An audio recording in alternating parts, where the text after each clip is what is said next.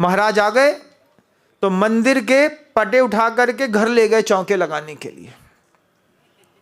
कभी ये नहीं सोचा कि कोई साधु, कोई साध्वी अगर हमारे घर के अंदर आई और बीमार पड़ गई तो उसके लिए एक तख्त ऐसा भी रखो कि जिसमें उस साध्वी या साधु को बैठा सके। कल को तुमको भी संलेखना लेनी हो तो क्या डबल बेड का बिस्तर हटा करके उसी प्लाई में बैठा करके तुम्हारी संलेखना कराएंगे? एक लकड़ी का तख्त तो हो जिसको आप देख करके ये कह सको कि ये मेरी साधना का चिन्ह है, मेरे जीवन में इसका भी उपयोग करना है। उपयोग करो। अष्टमी के दिन बिस्तर का त्याग है, चटाई में उसी तख्त में सो करके देख लेंगे, सादा सो करके देख लेंगे। तो हो सकता है वो एक तख्त, वो एक पाटा आपके पुण्य बनने में भी निमित्त बनता। लेकिन आज तक आपके घर के अंदर ऐसा कुछ भी नहीं होगा, जहां तक मैं समझता हूं, और मैं हमेशा सही समझता हूं। सपरम बाधा संयम विच्छिन्नम बंध कारणम, और उसके बाद पांचवा आपके सुख के साथ दोष है विषमम। एक समय आने के बाद वो विष के रूप में परिणत हो जाता है। उसके बाद वही चीजें सुख के कारण दुख के बनने लगती हैं। कितना भी अच्छा मेकअप लगा लो, लेकिन अगर रात को धो करके नहीं सोए तो जो ओरिजिनल स्किन है वो खराब हो जाएगी।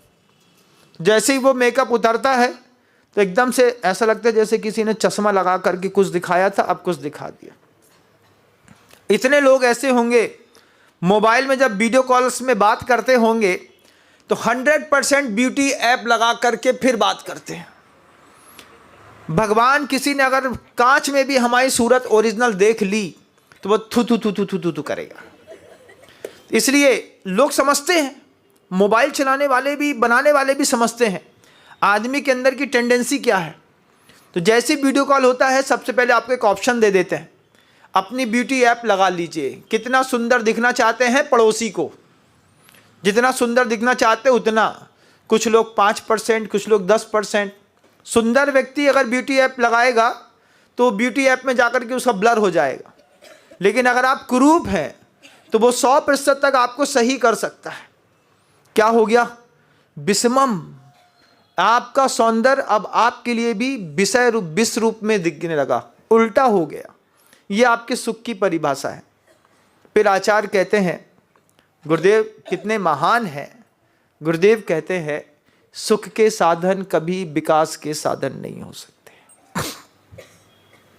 तुम्हारे घर के अंदर जितने भी साधन हैं वे सारे के सारे साधन सुख के हैं, लेकिन तुम्हारे विकास के नहीं हैं। विकास का साधन क्या? तो आचार्य कहते हैं उस प्रभु की जब हम पूजा करते हैं, प्रभु अलौकिक हैं, ये कोई बड़ी बात नहीं है। लेकिन प्रभु की पूजा करते करते हम अलौकिक हो जाएं, ये बहुत बड़ी बात है। आप अलौकिक नहीं हो पाए, भगवान तो अलौकिक हो गए, कोई बड़ी बात नहीं थी। उनकी नामकरण प्रकृतियां ऐसी थी, उन्होंने पुरुषार्थ किया, सिद्धालय में जाकर के बैठ गए। लेकिन हम उनके सिर पर शिरोधारा करने के बाद, पूजा करने के बाद भी सोचो, जिसके मुख में गुटका भी फंसा रहता हो, कभी कभार ऐसा होता होगा कि शांति धारा करते वक्त एक आध फंसे हुए दांत में से दाना गुटके का निकल करके मुंह में भी आ जाता होगा। अरे इसी समय आ गया अचानक। तो क्या है, आपके जीवन शैली में कहते हैं कि आप लौकिक हैं, भगवान अलौकिक है। जबकि अलौकिक प्रभु की पूजा करते करते अपने जीवन को भी आप थोड़ा सा अलौकिक बना लिए होते। कषाय के परिणाम मध्य हो गए होते, लेसा के परिणाम सुधर गए होते। आहार, भय, मैथुन, परिग्रह, संज्ञाओं में हमने थोड़ा नियंत्रण करना सीख लिया होता। मैं एक घर में, अभी कहाँ पे था मैं, गंज बासौदा एक गांव है मध्य प्रदेश में। वहाँ पर एक प्रतिष्ठित पंडित जी का परिवार था। हमने उनके यहाँ एक गजब की व्यवस्था देखी। हमने उनके यहाँ घर के अंदर मंदिर की घंटी लगी देखी। हमने उनसे कहा कि घर के अंदर मंदिर की घंटी का क्या काम है? उन्होंने कहा, महाराज ये हमारा घर है। वो जो उस घर की महिला थी, उस महिला की 5 प्रतिमा के व्रत थे। 5 प्रतिमा के व्रत थे। बोले महाराज शादी से पहले मेरी 2 प्रतिमा के व्रत थे। मतलब जब वो कन्या थी 20, 21, 22 साल की, उस वक्त बोली, वो कहती है जब मैं शादी नहीं हुई थी तब मैंने महाराज से 2 प्रतिमा के व्रत ले लिए थे। 2 प्रतिमा के व्रत लेने के बाद मेरा विवाह हुआ, तो मैं हमेशा शुद्ध भोजन करती थी। धीरे धीरे हमने घर के अंदर अपने व्यवहार से वह धार्मिक माहौल बनाने की कोशिश करी। एक दिन हमने पति से घंटा बुलवा लिया, और घंटा बुलवा करके पति को लगा कि पत्नी धार्मिक है, भगवान के मंदिर में घंटा लगाना होगा। लेकिन उसने ऐसा नहीं किया, बोले मैंने अपने ही घर में घंटा टांग दिया। हमने कहा घंटा टांगने का मतलब?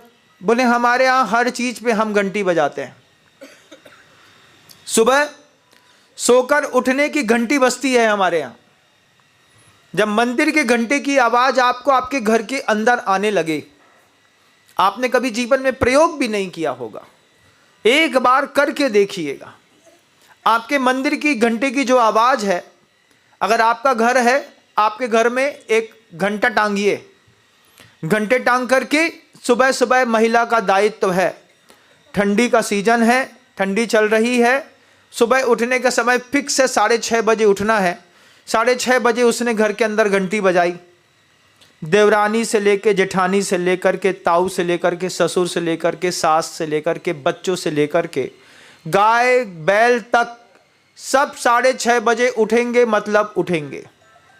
तो उसने कहा कि हमारे यहां सोने के उठने की घंटी बजती है, हमारे घर के अंदर भोजन की घंटी बजती है, हमारे घर के अंदर दोपहर के प्रतिक्रमण की घंटी बजती है। हमारे घर के अंदर, हमने कहा घर के अंदर प्रतिक्रमण? बोले रोज होता है। 9 के 9 परिवार के सदस्य हैं, और 9 के 9 परिवार के सदस्य एक साथ मिलकर के प्रतिक्रमण करते हैं। स्त्री चाहे तो क्या कमाल नहीं कर सकती।